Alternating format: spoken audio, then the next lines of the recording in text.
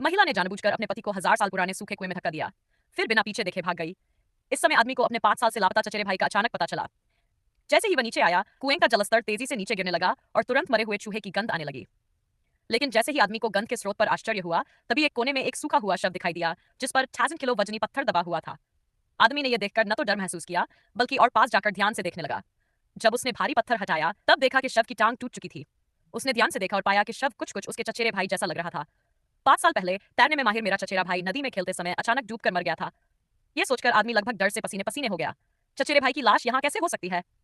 इसके बाद उसने सवालों के साथ कुएं में सुराग तलाशना शुरू किया।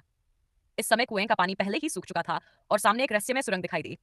उसने छूकर देखा और तुरंत समझ गया कि असल में कुएं का पानी यहीं से बहकर गया है। जिज्ञासा से प्रेरित होकर वह कुएं का ढक्कन खोलकर देखना चाहता था कि नीचे क्या है, लेकिन अफसोस, उसकी ताकत बहुत कम थी और वह उसे खोल नहीं सका।